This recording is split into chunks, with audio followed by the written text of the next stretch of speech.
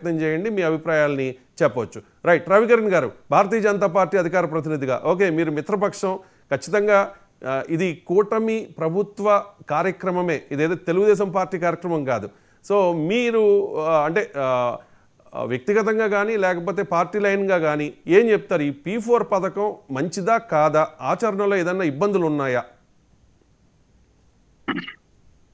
రవిశంకర్ గారు, ముందుగా మీకు వీక్షకులందరికీ శుభోదయం అండి. Good morning. రవిశంకర్ గారు, ఏ పార్టీ అన్నా ఏ ప్రభుత్వం అన్నా మొదటి లక్ష్యం పేదరిక నిర్మూలన, పేదరిక రహిత సమాజ నిర్మాణ, అలాగే సమాజంలో అట్టడుగున ఉన్న వ్యక్తులకి ప్రభుత్వ ఫలాలు అందటం, ప్రజాస్వామ్య ఫలాలు అందటం, దాన్ని ఆసరాగా తీసుకొని వాళ్ళు పైకి రావటం, సమాజంలో అందరితో సమానంగా ఉండటం, వారికి కూడా సంపద, వారి యొక్క అవసరాలు తీర్చడం, ఇదే ప్రభుత్వం యొక్క ముఖ్య ఉద్దేశం. భారతీయ జనతా పార్టీ మూల సిద్ధాంతం కూడా అంత్యోదయ. అంత్యోదయ అంటే పూరెస్ట్ ఆఫ్ ది పూర్ కి అన్ని రకమైన సౌకర్యాలు అందాలి. సో దానిలో భాగంగానే ఇప్పుడు మా రాష్ట్ర ముఖ్యమంత్రి గారు కూడా అనేక సంక్షేమ పథకాలు అమలు చేస్తున్నాం. ఈ రోజు పింఛన్లు కావచ్చు, సామాజిక పింఛన్లు కావచ్చు, లేకపోతే తల్లికి వందనం కావచ్చు, రైతు భరోసా కావచ్చు, లేకపోతే అన్న క్యాంటీన్లు కావచ్చు, ఈ రకరకాల అనేక సంక్షేమ కార్యక్రమాలు, అలాగే అభివృద్ధి కార్యక్రమాలు కూడా, రోడ్లు వేయటం కావచ్చు, లేదా పరిశ్రమ 10 లక్షల కోట్ల రూపాయలు పెట్టుబడి తీసుకురావటం కావచ్చు, ఇవన్నీ చేస్తున్నారు.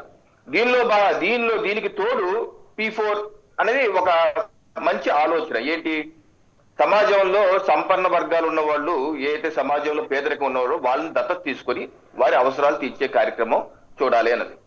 సో ఈ బై అండ్ లార్జ్ ఇది ఒక మంచి ఆలోచన. దీని ద్వారా అందరికీ మంచి జరుగుతుంది. కానీ దీనిలో కొన్ని విషయాలు ఉన్నాయి. ఇప్పుడు ప్రభుత్వ సంక్షేమ కార్యక్రమాలు చేయటప్పుడు ప్రభుత్వం ఉచిత వైద్యం ఇస్తుంది, అదే ఫీజు రీయింబర్స్మెంట్ ఇస్తుంది, అలాగే లేకపోతే పిల్లల చదువులకి అవసరం సహకరిస్తున్నారు, అలాగే వారి యొక్క ఉపాధి అవకాశాలకి వివిధ ప్రభుత్వ పథకాలు ఇస్తున్నారు. ప్రభుత్వం ఇవ్వటం ఒక ఎత్తు, ప్రైవేట్ వ్యక్తులు ఆ పనిచేయటం వ్యక్తులు ఇంకోటి. ప్రైవేట్ వ్యక్తులు అంటే సమాజంలో భాగమైన వ్యక్తులు ఎప్పుడు సహకారం చేయరా అంటే, మనది భారత సమాజం శతాబ్దాలుగా హైందవ సమాజం 10 మందికి పెట్టే సమాజమే. అన్నదానాలు చేసినా, లేకపోతే దరిద్రం నారాయణ హరి అన్నాం, మానవ సేవే మాధవ సేవ అన్నాం.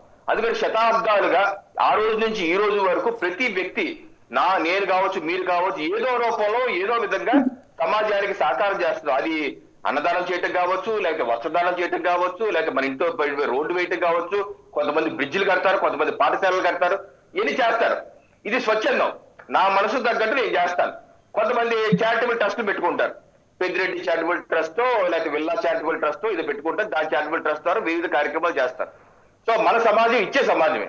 కాబట్టి ఇక్కడ స్వచ్ఛందమా నిర్బంధమా అనేది ఒక ప్రశ్న. ఒక నిర్బంధం వచ్చేసరికి సమాజంలో ఒక తిరుగుబాటు వస్తుంది. సేవ అనేది స్వచ్ఛందంగా ఉండాలి. స్వచ్ఛందం ముసుగులో నిర్బంధం అనే విషయాలు ఏదో రకంగా అంతర్లీనంగా వచ్చిందంటే సమాజంలో వ్యతిరేకత వస్తుంది. సో అది మనం జాగ్రత్తగా ఉండాలి. ఈరోజు మా ముఖ్యమంత్రి గారు ఇటీవల ఒక సర్వే చేసి ఒక నివేదిక ఇచ్చారు. ఏంటి ఆ నివేదిక? ఈ బంగారు కుటుంబాల యొక్క అవసరాలు ఏంటి అన్నారు. మొదటిగా వాళ్ళు చెప్తున్న అవసరం ఏంటి? ఆ బంగారు కుటుంబాలు, మా పిల్లల చదువులకి, కుటుంబ అవసరాలకి మాకు ఆర్థిక సహకారం కావాలి అనే వాళ్ళు 37% మంది ఉన్నారని చెప్పి అన్నారు. ఇప్పుడు ప్రాథమిక ప్రశ్న ఏంటంటే, పిల్లల చదువులకి రాష్ట్ర ప్రభుత్వం, ఇప్పుడు ప్రజలు అందరూ పన్నులు కడుతున్నారండి. మధ్య తరగతి, ఎగువ మధ్య ఎవరైనా సరే పన్నులు కడుతున్నారు, లేకపోతే ఇన్కమ్ ట్యాక్స్ కడుతున్నారు. ఇవన్నీ ఎందుకు కడుతున్నాం? సమాజంలో ఉన్న అందరి యొక్క అవసరాలు తీర్చే విధంగా ప్రభుత్వం కార్యక్రమాలు రూపొందించాలి. ఇప్పుడు మనం తల్లికి వందనం ఇచ్చాం, ఎంతమంది పిల్లలు ఉంటే అంతమందికి ఇస్తున్నాం.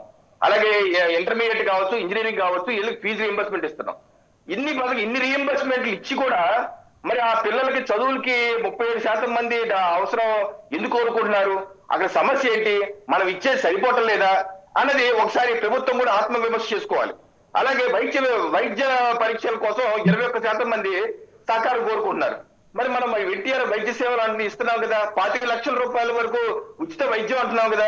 రాష్ట్రంలో 2,000 నెట్వర్క్ హాస్పిటల్స్ ఉన్నాయి కదా, ప్రభుత్వ ప్రైవేట్ ఉన్నాయి కదా.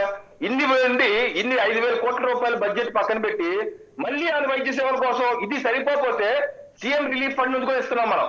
ఇటీవల చాలా చెక్కులు మా నియోజకవర్గంలో అన్ని నియోజకవర్గాలు ఇస్తున్నారు.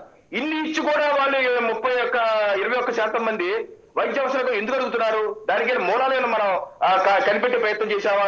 అలాగే చిన్న వ్యాపారం చేసుకుంటానికి మాకు ఆర్థిక సహకారం కావాలని 99% మంది అడుగుతారని చెప్పి అంటున్నాం.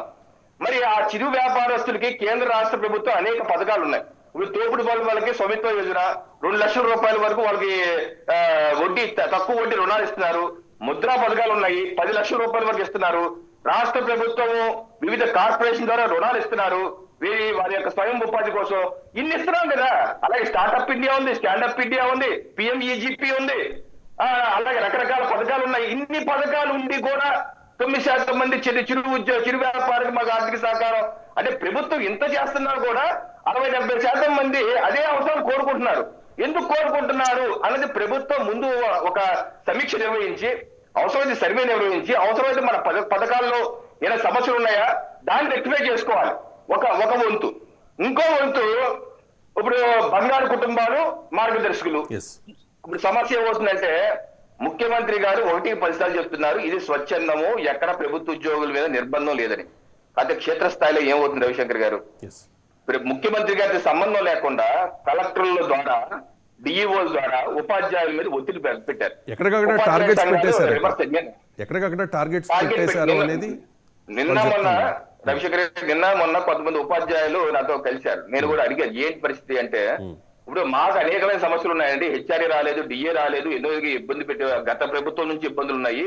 దీనికి తోడు మాకు నిర్బంధంగా 10 మందిని అడాప్ట్ చేసుకో, హెచ్ఎం అయితే 5 మందిని అడాప్ట్ చేసుకోవాలని కలెక్టర్ డిఓ నుంచి లెటర్లు వస్తున్నాయి.